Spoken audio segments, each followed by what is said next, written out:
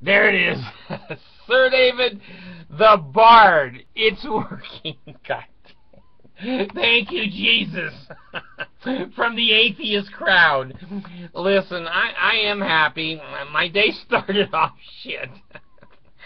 I decided, to take the jacuzzi and sit in the jacuzzi. Well, the damn thing is all brand new. The tub, the lines, the faucet, everything is new. So I get to put into the jacuzzi. So I turn it on, and it's going barely dribbling. It's so slow that I said, listen, I'm not going to let this get me down. Sure. So the hot water heater, it wouldn't even come on. It was drawing so little water out of the faucet. The hot water heater goes, hey, this is just a leak somewhere in the system. I left it on for an hour at about this much water, and I said, this sucks. So I went over to feel the water, and it was hot at one time, but then the faucet, it shut off the hot water heater. The hot water heater goes, screw it, I'm not heating a cup of water every 10 seconds. So it was cold. Now that didn't sit well with the Bard. I need a jacuzzi that works, and of course you can't turn the bubbles on. You'll freeze your ass off in there. So I emptied it, and I said, I can see where this day is going to go. Well, my wife, who's from the Philippines, she's a smart little gal, because in the Philippines, nothing works. You've got to figure out how to make things work. So, as an American, I called the plumbing company, and they won't come out less than $1,000. And they put the sucker in. It's not working. So, anyway, I'm sitting in my chair being totally pissed because I had a goal of paying a credit card off in a couple of weeks with that $1,000. But anyway, her bathroom is beside the jacuzzi. So she takes her hair thing, has a big long cord on it, and puts it through the door and drops it in the jacuzzi. Turns it on. 10 minutes, it's full of hot water. And I go, Jesus, thank you again, from the atheist crowd.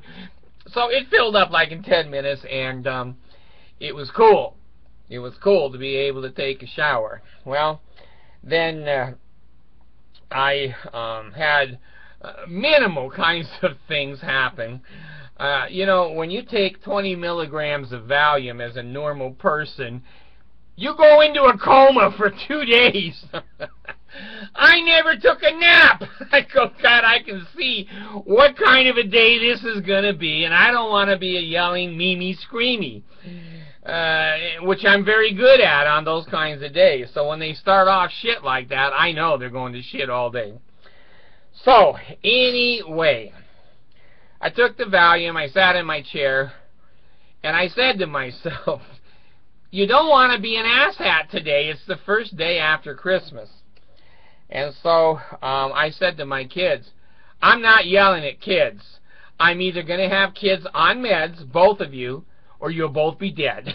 So they go running out, take their meds. Now, they're angels. They're angels now. So anyway, they're gone with my wife, playing with their Filipino friends and having a good time. And I like being alone. I'm bipolar. I like being alone. I think I'm an interesting person. And when I talk to myself, I'm interested. I'm entertained. When I have to listen to everybody else that are lower than asshats, I go, God, how did I get hooked into this group? But anyway, I got my first report from the Philippines today for the money that you people all sent. And it's good news. It's really good news. Now, you have to remember the Philippines is a third world country, and things there are done very differently than they are in the United States. I've avoided the corruption. I've avoided the crime because I live there. And I'm smarter than Filipino people. So, I sent off, I told you, whatever it was, last Tuesday or Wednesday, $120 or $30. Well, my man on the road, he got the money in the bank, safe, and I gave him 5 kilos, which is 10 pounds of rice, for his time and his trouble to do the distribution. So he went over to the old Mormon bishop man, who I've also chosen as an honest man, and I gave him 5 kilos of rice, and he was the 2 of them to distribute. Now, I haven't got the receipts yet. All I've got is the man's word, and the word is good. I know that. It's just he doesn't know quite how to use a computer. Half the time there's no electricity there, and most of the time the connections are bad and things fail and they drop calls. But anyway, I spoke to him mouth to mouth, man to man. Well, I don't know, that didn't sound right. But anyway, he said, "Sir Bard, it is all gone. It has gone half to the orphanage and half to hungry children on our streets that had nothing." And he said, and I have no quarrel with this, and I hope you don't either, he said, "I bought, along with the rice, noodles and canned sardines." And my wife, I looked at her and said, "Well, what is that?" She says, "That's a full Christmas meal in the Philippines." She says, "That's like eating like a king." And these 2 guys, you know, I love them to death, and I feel sorry that they're stuck in there. I'm going to get my father-in-law over here, but the bishop, he's stuck there. And they gave the money, some to hungry Mormon children who had nothing.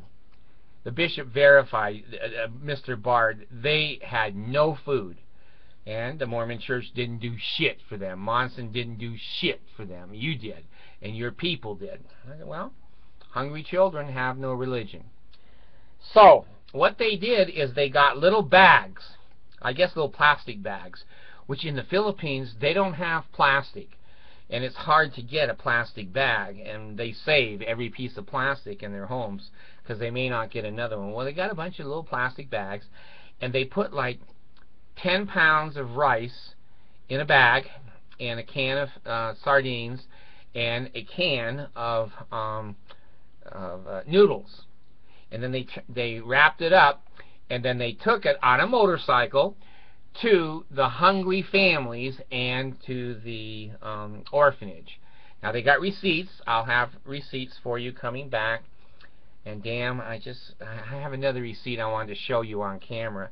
But anyway, those children's faces are coming to you, and those little bags of rice, I think you'll have pictures of that, how they did that. And so it was a very merry Christmas. Now, it was 20 families.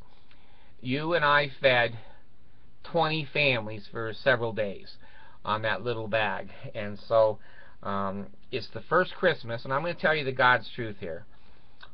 I hate Christmas as a bipolar person because I sit down and I gorge myself with ham and turkey and mashed potatoes and corn and all of the trimmings.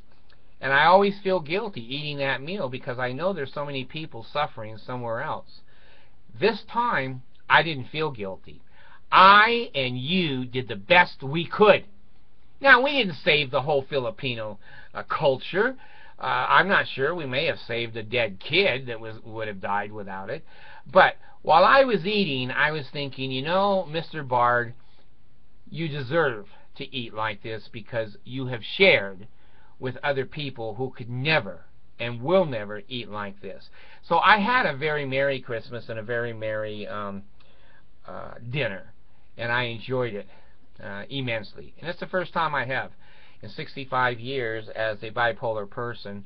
I hated Christmas and Christmas dinner. This one I loved because I was doing my best, and there's so many of you out there that are good people. You've sent $5, you've sent $8, you've sent 10, you've sent 20, 50, and 100 donation we've had, and that's just wonderful. And I've moved all that money over to Wells Fargo. I don't want it tangled in PayPal somewhere, and it's just sitting there. Now, when he confirmed to me today, it's all gone. We distributed every ounce of it. And I said, well, will you do it again? And he said, yeah, we will. Those are 2 good men. They're really 2 good men. And I said, you'll have, within 24 hours, 6,000 more pesos. And I just went over to Wells Fargo with my family, and I sent 6,000 pesos to his bank account again. Now he knows the system. He knows how to put that money where it will do the best. And he's a familiar Filipino. He's lived there all his life. He knows the language. He knows the people. He lives in the town. He knows where the poor people are. And I trust him, and I trust the old bishop to feed those who have nothing. Now, I have the receipt. They put it in the kids took it in the car today, and they've gone with their mom. But I'll show it to you on the next video or so. Show you exactly where your money went, exactly the 6,000 pesos, exactly the bank it went into in the Philippines. And I will have some pictures here in the next week or so. He doesn't know how to use a computer very well. He doesn't know how to attach pictures. He's a very intelligent man, but there's no technology in the Philippines. God, you know, you have a rain barrel outside and it collects banana water falling off the sky, and you bathe in that and you drink that, and it has it has typhoid and every kind of cholera disease in it. But he figures it out, and he's proud to be part of you and your group, to put that damn food in people's mouths. And quit buying Cadillacs, and quit buying new homes. And we need your money. The Lord has spoken to me. The Pele El. Oh God, hear the words of my mouth. We're building a mall. Screw the Mormons. They bought a mall. You guys fed families of 25 families fully. And they had a wonderful meal that usually they only have rice. They don't get the noodles, and they don't get the can of sardines. So it was really a Merry Christmas to them, thanks to you. And you don't know how I felt on Christmas night as I sat here and monitored and watched what was going on, and somebody sent in the $5. And it came from Barcelona, Spain. On Christmas Eve at 8 o'clock, somebody was thinking of someone else other than their family. And today my little Lady Allison, I always send her into the post office box, and there hasn't been anything in the post office box. She comes running out and she has this letter. I go, hell, somebody did use the post office box. So she runs over and gives it to me, and I have to keep confidential because that's what was asked.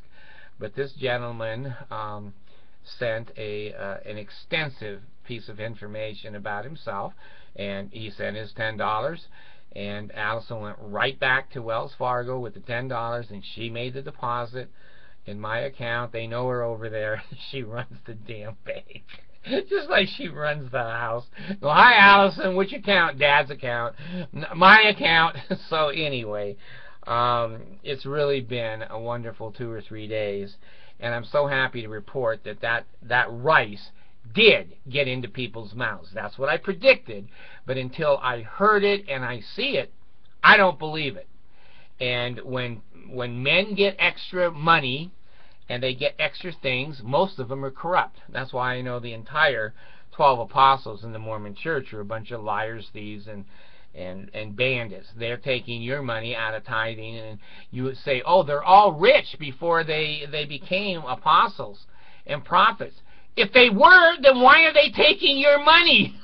If they're rich, why don't they use their own money for housing and food and for airline flights and for, going to conferences? If they're independently rich, well, you can see that's a lie, along with so many other lies.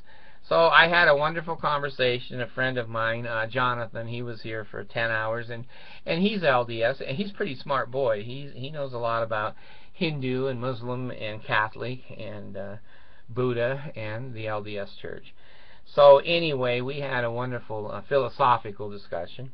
And when he wouldn't resign from the Mormon Church, I just hit him with a frying pan, sent him home crying. He says, don't come back here until you have a letter of resignation, you damn fool.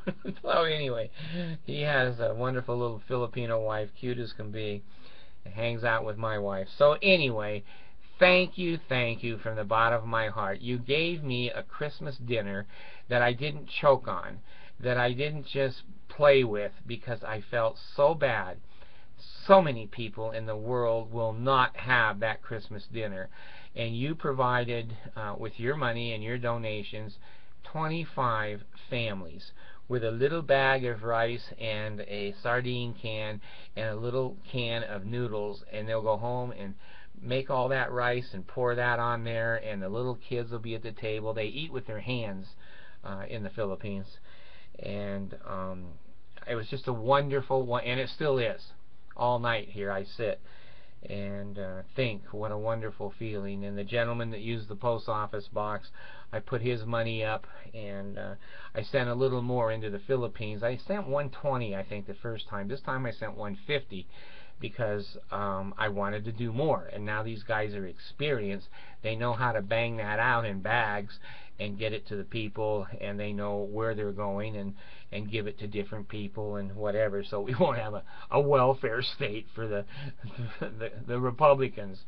You know, they get one meal, and then that's about it. So anyway, this guy tagged his money for clothing and food, and so I'll tag that when that goes into the Philippines. My man will know that that has to buy some shoes, some socks. And he said the kids in the Philippine orphanage were just unbelievably jumping around and happy. And I know that orphanage. Mrs. Gabor is her name, the social worker there. And she helped me adopt Allison and Abigail. And when we were beginning to leave the country and come back to the United States, she came up to me and she said, "David," she says, "you know you can have any child in this orphanage. Their parental rights have all been given up. We know you and you know us, and if you want to take another one, we'll shortcut the legal process for you to get the child." I just couldn't. I was 58 years old then, and I said, "God, I've got two preteens, teenies, and now I'm glad, because my 14-year-old, you're going to think that Allison is an only child, and Allison is 10 lonely children, only children. Abigail's 14. She's afraid her friends are going to see her, and she's going to be embarrassed, and she's embarrassed that she came from a poor country, and she's an American now. And she said, "Well, Dad, I'll do an interview with you, but I'm going to wear a bag so no one will see me." And so I said, "I'm going to hold you to that. You're going to wear the bag, and then at the end I'll show a picture of you. You won't have to come out of the bag." And she said, "Well, I'm thinking about it." I said, "Okay." So she's a 14-year-old. She stays in her room until I yell, "I have money." She comes flashing out of the room. "I have food." She comes flash. "I have new clothes." She comes flashing out of the room. "I have work." "I'm sleeping, Dad. I can't even talk. I'm sound asleep." "Someone needs the vacuum." "Well, I vacuumed 9 months ago. Doesn't that still count?" Like, "No! Get out of bed." And she'll come out in the 14-year-old clothes. God, pajamas that don't match. And, oh, God, looks like she came from the Philippines. So at Christmas, her mom got her some nice pajamas and a robe so that she looks human. So I do have a lovely 14-year-old. I love her to death. She'll be driving next year. She's so excited. She is a straight A student. She does play classical piano. She's one of the best hip-hop dancers you'll ever see. She's too embarrassed to go on the video and hip-hop dance. But you know what's happening is people are tagging pieces of their money for Allison and Allison's birthday. And she sees that $5, $8 coming to Allison, and that pisses her off. She has to work all night for $20 babysitting. And her little model sister just comes on, does a commercial, and makes $20. So maybe her modesty is breaking down. But I'm not going to force them. I'm not going to force them. I'm not Michael Jackson's father. So the kids that want to do commercials and want to be part of the drive for the food, let them do it. And the kids that don't want to, let them do it. It's just like you. If you want to send $5, $10, or $20, send it. I don't care. It's not going in my stomach. It's not making a car payment for me. It's actually going to hungry Filipino children who can't help themselves. Their parents can't find work. It rains every damn day. The rice fields flood, and they can't. I've seen them put the rice out on the canvas to dry out in the open, and the damn birds come and eat it, and the caribou and whatever. So if you can afford $5 or $10, you know, $20, whatever you can afford, send it, and I'll send it to those kids, and I'll show you pictures of the kids that ate your money. I'm not showing you, you know, my administrative building. This is it. I'm not showing you my office with all the fax machines and all of the secretaries. This is it. And one guy said something, and I appreciate it. He said, Mr. Bard, get some damn drywall on that insulation, because it's going to kill you. And it is. I'm getting a little bit of asthma because the fan picks up the glass and blows it in my face. So I got to get a couple of pictures or pieces of drywall and get it up there, or I will be short-lived. So if you can help, help. If you can't, just enjoy life, and I hope I can bring a smile to you, and if I do, just keep watching.